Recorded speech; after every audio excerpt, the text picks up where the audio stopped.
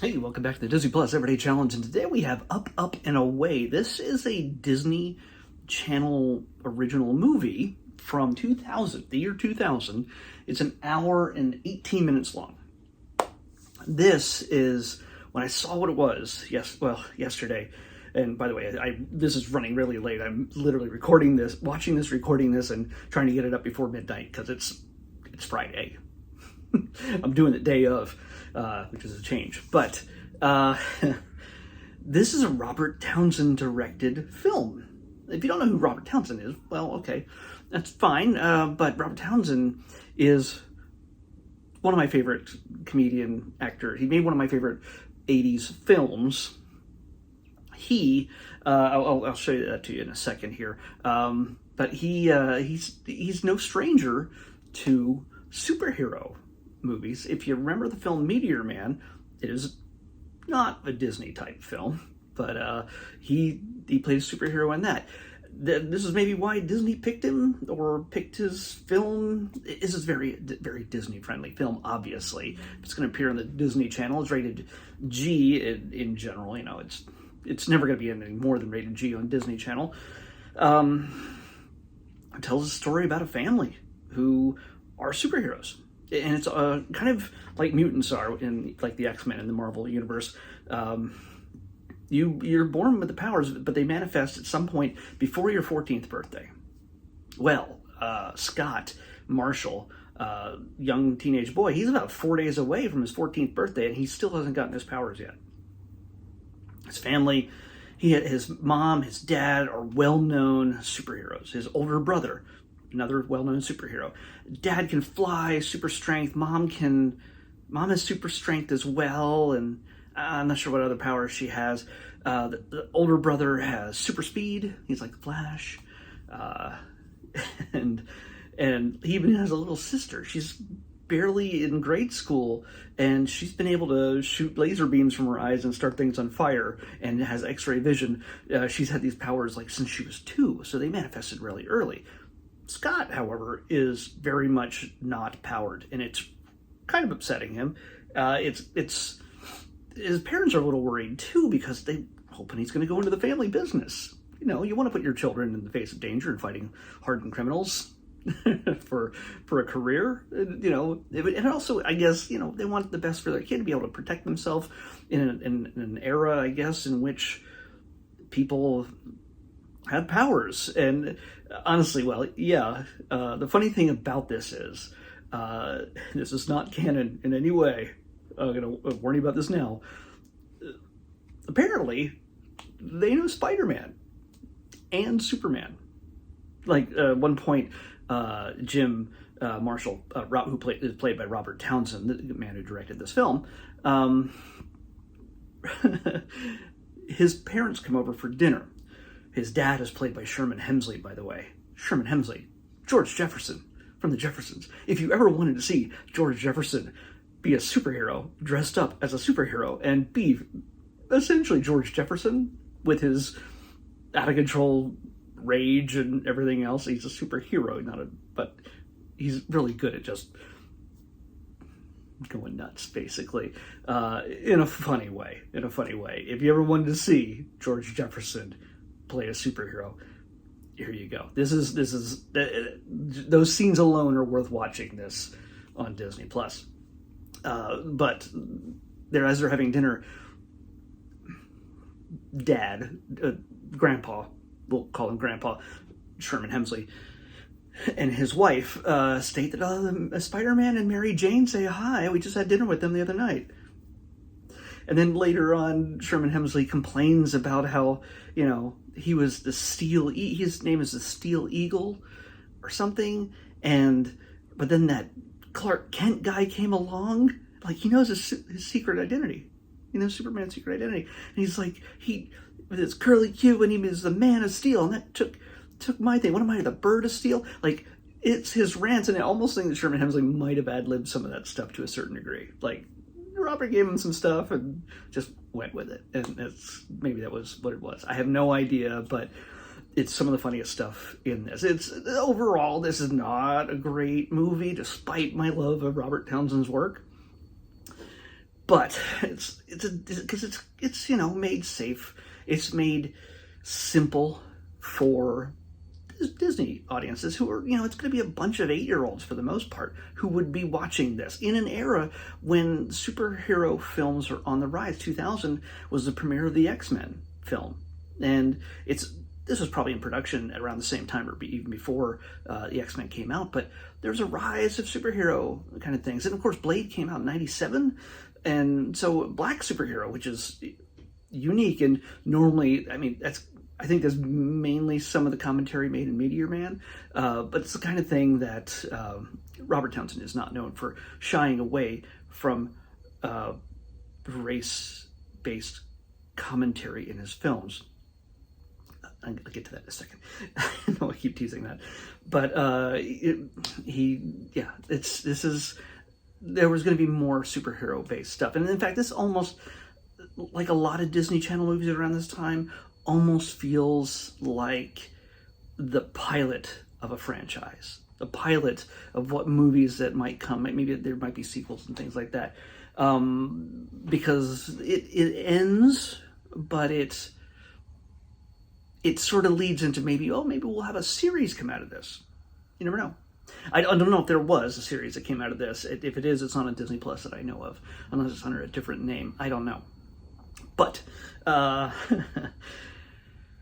going to tell you a whole lot of stuff about this film, because yes, if you want to watch this without any spoilers whatsoever, you're going to have to want to stop this and then watch the film. But I'm going to, for full context, I think I can tell you stuff without ruining the entire experience. Because yes, like I said, this is not a great movie by any extension, but there are elements of it that are pretty great. They're pretty fantastic. The main villain in this is Kevin Connolly. You might recognize him from Entourage. Entourage. He was the stable, level-headed one who took care of his friends in Hollywood. So Kevin Connolly is the main bad guy in this, but he's working with a young woman programmer who has created a software on CD-ROM that is distributed to children to brainwash them. For what reason? To be more ecological, to save the world, recycle, maybe composting, maybe, she wants them to teach them to not eat meat and recycle and plant trees and stuff like that. That's what she wants to use the software for. But of course, being the eco-liberal person that she is somehow teamed with a guy who is very much a capitalist, very much all about the money. And he's very much about perverting this software into a thing where he can control the minds. And a few test runs at the school where Scott goes, they decided, we're going to make the kids wear blue on Tuesday or whatever it was, And so all the kids, you could tell the kids who had actually looked at the software, and when they look at the software, they literally pop it in their computer CD-ROM drive. The young kids will not know what that is, but still, they'll pop in their CD-ROM drive, and then they look at the screen and just go. So, and then 2 hours later, they're brainwashed. That's not really expedient, but we could do that now with just a simple app. Just Instagram, just swiping to eternity. Or watching this crack right here. I'm sure these videos are like crack cocaine to you. And I'm sure you're loving it. Never quit. The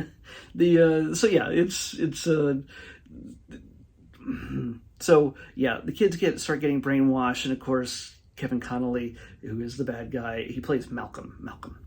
He does what he can to manipulate the kids, and of course the superheroes start finding out that, that there's something going on, that people are being brainwashed, and what are they going to do? Well, they gotta try to keep the superheroes from finding them. They gotta lure them into a trap and find a way to stop them, and there's a lot of assumptions made, and there's also just stretches of logic that are put together in order to think that guy who likes to wear funky glasses in 2000 is somehow going to go up against a guy who can fly and stop vans with a fingertip, moving vans at high speed with a fingertip. It's silly. It's a lot of it's silly stuff, but again, it's for children, so it's not meant to be like, oh, what's Thanos' end game in this? It's not that complicated. So yeah, it's let's just say there's a moment when the ecological save the world girl realizes who Malcolm truly is. And yes, that scene was always going to come, so I'm not really spoiling anything for you. It's the way stories are written in this sense. Once she realizes who she is, the way she voices her disappointment is beautifully it's a beautiful moment. It's not bad acting. I'm not saying that. I'm not trying to be detrimental. And it's for TV, children's TV movie. It's well acted and directed. Special effects are not great, but they are good for what it is in 2000. So, but the way she expresses her disappointment, and Malcolm just goes, "Whatever, I'm getting rich," basically, is just pretty fantastic. And there's some just little subtle things that goes on between this that I feel could have been mined further as the series went on. And there's things that there's something overt that's referenced, is that that at the very beginning isn't explained, but the neighbor kid comes over and decides to bring the family some zucchini bread his mom made, and it's wrapped in tinfoil. And the whole family's like, "Oh God, stay away from us!" Like, they're scared of tinfoil, and they go about they buried it in the yard, and like, you couldn't have taken the tinfoil off the zucchini bread and eaten it, Just their kryptonite is tinfoil, the overly abundant tinfoil. Yeah, it's kind of silly, but it works. And the other thing is that they do not reference directly is that everything they eat and drink is green. Like, when they sit down to dinner, nobody makes any mention of it, because why would they? The whole family sits down to dinner, so that everybody's eating vegetables, everybody's drinking green liquid, and I want to know more about why everything is green. It's just strange. But yeah, some of the fun parts of this is just the fact that they apparently live in a universe that has both Marvel and DC characters in it. Superman and Fantastic Four are mentioned in the same sentence, basically. The costumes, yeah, it's maybe high-level cosplay for 2000, low-level cosplay for 2023. But yeah, it's all right. Again, we're dealing with a budget here. We're not looking at we're not looking at Marvel's top of the line Avengers budget. We're not even talking about the Flash's 2023 film budget with the babies in the microwave and stuff like that. Yeah, we're not dealing with that. It is just, it's 2000. And, well, the real crux of this is, just so you understand what the drama that comes out of this is, Scott, he's a soccer player who has a crush on his teammate Amy, and he also has a sidekick, a best friend, who's this doofy kid. His name is Christopher Marquette. Christopher Marquette. You might recognize him most recently from Barry on HBO, and but he's been in a bunch of other things. He's mostly done comedic stuff, I think, but he does some drama. But he is the wacky, nerdy sidekick to this hero he doesn't even, his friend who he doesn't even know is a superhero. Oh wait, he's not a superhero because he's the only one who doesn't have powers, and Scott goes out of his way in order to make his parents proud to pretend he has superpowers.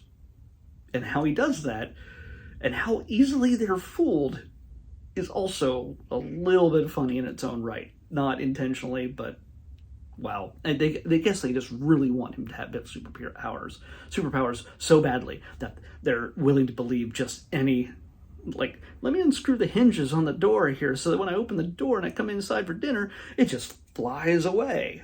Even if you took all the screws out of the hinges, sure, that 15-pound door is not going to go flying off into the yard, no matter how hard you pull it. I'm just saying. Hey, you can fly? Oh, okay. And so he just throws a soccer ball in a tree after he says up, up, and away. Hey, that's where the title comes from. And they all go, well, oh, wait, there he is. Oh, wait, that's a helicopter. Oh, that's a UFO. Okay. Like, that is kind of funny. That I really appreciate. So, getting back to what I was going to say about Robert Townsend, one of my favorite all-time movies is Hollywood Shuffle. Yes, it's on VHS. I have the VHS. So Hollywood Shuffle, if you get a chance to watch this kind of tells his story, and the story of so many others, but especially a young black actor and writer and filmmaker in Hollywood in the 80s, trying to make a movie, trying to make his dreams come true, and yeah, it's funny, it's sweet, it's really well acted, and you will recognize a lot of faces in this who have existed in television and film for a while, but a lot who were not even famous yet. So worthwhile checking this out. Hollywood Shuffle, again, Robert Townsend. I got to see it a number of years ago in Hollywood with Robert Townsend in the theater with us, and he did a Q&A afterwards talking about this, because it has a really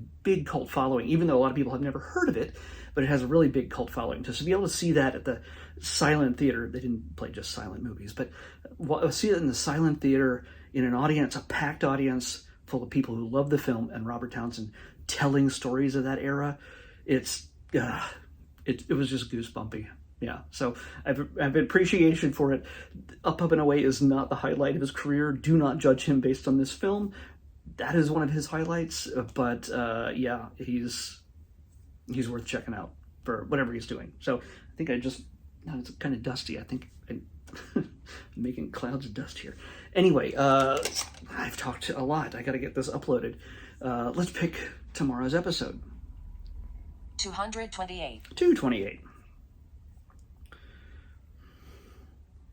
Yeah, it's this movie. You should watch this one right here, just for curiosity's sake. If you like superhero films, and just to see if this movie had been made this year, it would be even if it was just for the Disney Channel, it would have a very different aesthetic to it. It would be done differently, and in fact, the effects would be different, obviously, but the way it would be structured and the tropes that it plays on, the costuming, everything would be very different. But this is still in that nascent early Hollywood, early superhero films in Hollywood stage. So it's kind of neat to see. Spider-Man was not even out yet. Like the Tobey Maguire one was not even going to be out for another 2 years. So it's kind of neat. Oh, right. Speaking of superheroes, oh my, this is a really long title. You're going to have to trust me on this, because I'm going to have to cut off part of it. 228, right? Yes, 228. We're going to be watching another documentary, but it's about Marvel Studios. It's Marvel Studios assembled Doctor Strange in the Multiverse of Madness. That really long one there. So I'm going to watch the behind-the-scenes making of Doctor Strange in the Multiverse of Madness, a Sam Raimi film. That's what we're watching next on the Disney Plus Everyday Challenge. I'll see you back here tomorrow with that.